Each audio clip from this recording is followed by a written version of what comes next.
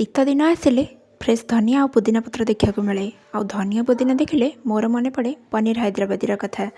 आज आपण मान सेयार करी सबू टिप्स एंड ट्रिक्स सहित पनीर हैदराबादी रेसिपी। ताहले चलते स्टार्ट करवा आज रेसिपी। आशा करुँच आज रेसिपी आपण मानी बहुत हेल्पफुल रहा। चलते स्टार्ट करवा। Hello everyone, welcome to my YouTube channel cook with Dimple. प्रथमे मुझे पनीर को काटी नहीं एमती यही बड़ बड़ साइज करके काटी नहीं। आपण पसंद हिसाब रे तार शेप आ साइज को कम बेसी करें। आउे मसला मुझे पियाज रसुण अदा आ कंचा लंका को नहीं जाइए। आउे धनिया और पुदीना पत्र नहीं। ये प्रथमे आमे कड़ई रे तेल देकी से एमती रफली माने चॉप होती पियाज आउ अदा रसुण सेमती गोटा अच्छी ताको आमे प्रथमे टिके भाजी नबा। टिके जितेबाला गोल्डन हो आसो ताको आमे ग्राइंड करवा। ये ताको आमे भल कि भाजी नबा किछि समय पर देखंतु ये पूरा नाली नाली हो गलानी। तामाने ये पूरा भल कि भाजी हो गलानी। एबे ताको आमे बाहर करदबा। तापरे आमे से सेम कड़ाई रे पनीर गुड़ा को भी भाजिकी रखीदबा। एबे जार रे देदेबा धनिया पुदीना पत्र आउ जो भाजिकी रखी आमे मसलाटा पियाज रसुण अदा कंचा लंका को देकी ताको गोटे आमे फाइन पेस्ट बनईदबा। पूरा गोटे एमती ग्रीन कलर पेस्ट गोटे बनईदबा। तापर ये आउ गोटे बाउल में दही हल्दी गुंड जीरा गुंड लंका गुंड धनिया गुंड आ गरम मसला आ गोलमरीच गुंड को मिसेकी ताको गोटे मसला बनई सेटा को आमे आगो को यूज करवा। तापर ये कड़ाई रे मुझे देली गोटा मसला देके आमे ताको टिके भल कि भाजी नबा।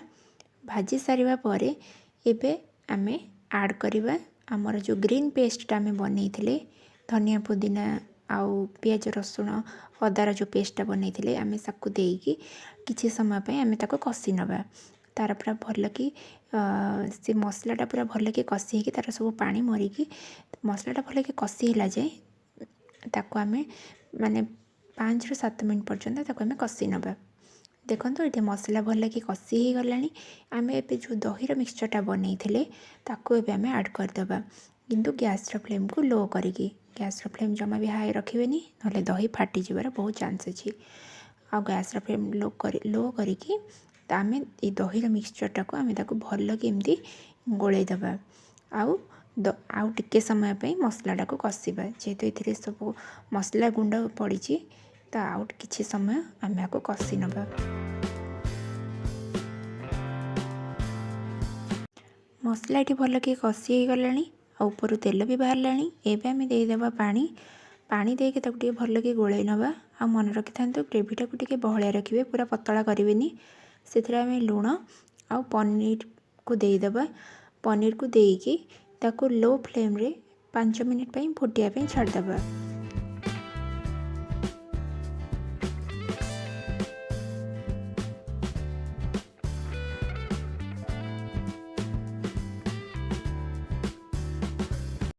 ये 5 मिनिट हो जाइए और लास्ट रे मु कसूरी मेथी और अमूल फ्रेश क्रीम देकी रेडी करदेली पनीर हैदराबादी।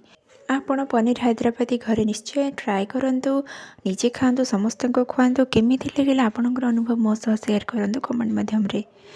आपन को जदि वीडियो हेल्पफुल रही लाइक शेयर सब्सक्राइब करने जमा भी भूलें। पुणी आसबि गोटे नुआ रेसिपी सह। रही धन्यवाद।